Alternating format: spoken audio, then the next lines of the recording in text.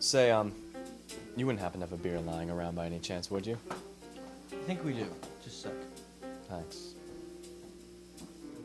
Well, I took it off because I was at the country club earlier today.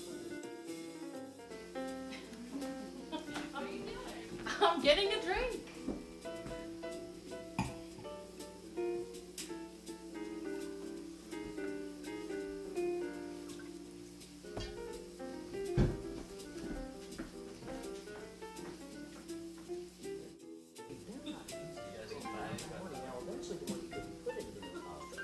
God, would you look at her.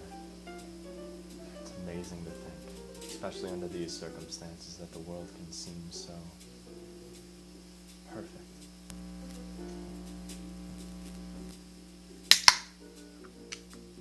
Sir, your beer? Your beer. Thanks.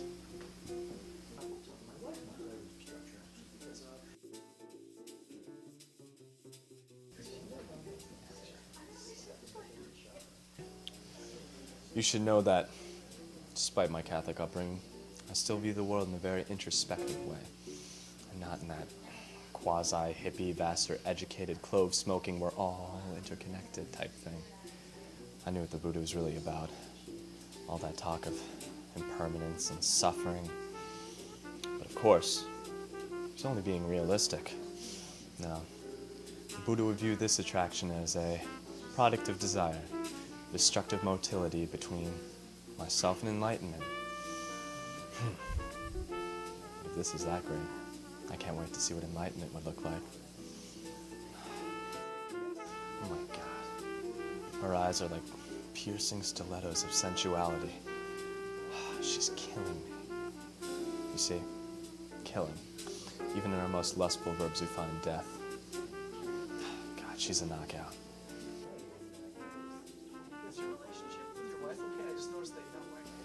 Unfortunately, the Buddha didn't offer any antidotes for diverting young, hot-willing females at pretentious house parties, so I tend to divert my attention to a different Sure crowd. thing, and that is why I put all the money I have into Tibetan auto manufacturers. Oh, really? And why is that? What have I got to lose? Well, I would say you're mine, but that seems to be taken care of. Jesus. That's a great call, Bob. Yes, excellent insight into financial suicide.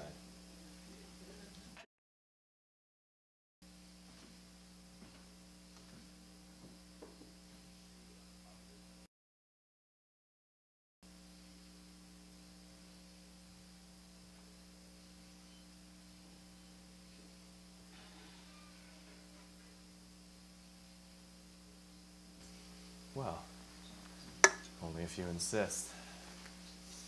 Now, all that stands between me and the goddess of the Upper East Side is a condensed crowd of intellectual degenerates and Certified wacko-loons.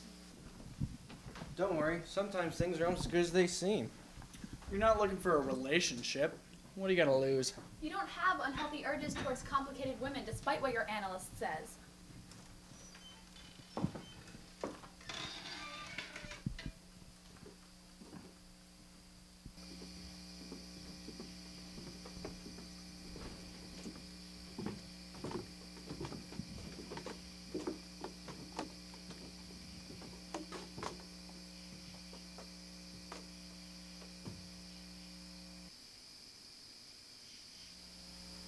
I would offer a light as a gentlemanly gesture, but unfortunately, I don't smoke.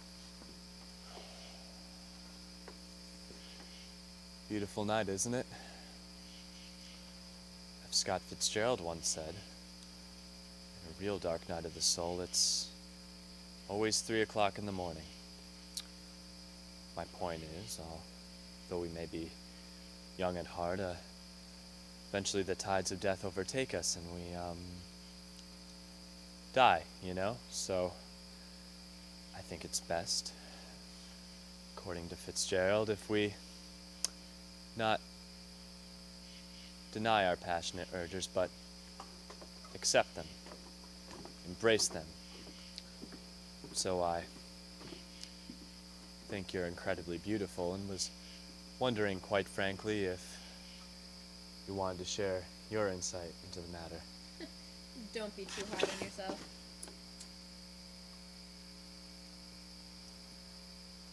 She didn't seem like the literary type, although I wouldn't recommend the subject of death for any persuasive pickup line. Who are you?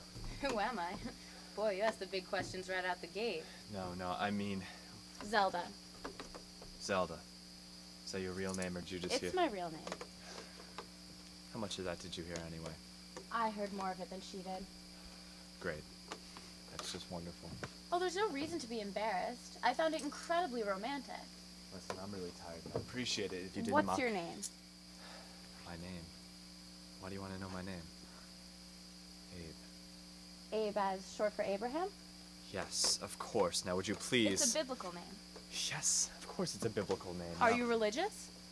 these are incredibly personal questions. I'd appreciate it if you didn't mock me or ask me about my stance with God, Christ, or any other biblical celebrity. My name means the variant of Griselda. The variant of Griselda. What does that even mean? I don't really know. But I'm only one letter away from Zeld, meaning, of course, eternal happiness. Well, I'm very sorry to hear that. But really, we're all one letter away from eternal happiness, aren't we? Heavy. That's some heavy stuff. So what are you doing here even? You, your arms, leg conscious, you know the whole shebang in the creationist view. Well, it would be curious, don't you think, if the hostess didn't attend the party that she invited all of her friends and colleagues to? But we really can't look at these questions as removed from our realities. You asked me how I got here, and I responded in a manner that satisfies your curiosity. But did I answer honestly? Naturally, I must ask, what are you doing here, Abraham?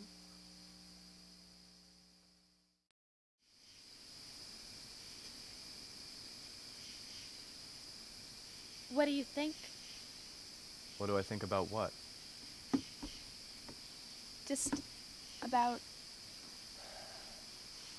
Thinking about the world, and questions of existence, and how we seem to view love as the opposite of death and not life.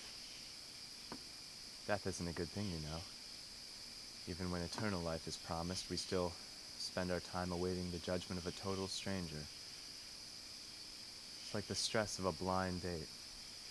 You put in that extra effort, knowing very well it could be great. And again, it could suck just as equally. And what if there is no death? And we just spend our time in a realm of perpetual suffering, seduced by thoughts of materials and fornication with Chanel models. Well, that's not so bad. But in time, it becomes an empty, soulless experience. You grasp the memory and gradually dissipates. And then there's love. Something completely fathomed by humans. It's immoral, incredibly complicated, disagreeable, but it's what we got. Are you content with that? Well,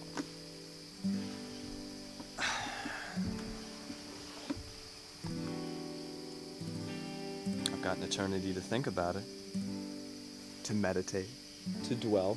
Shut up.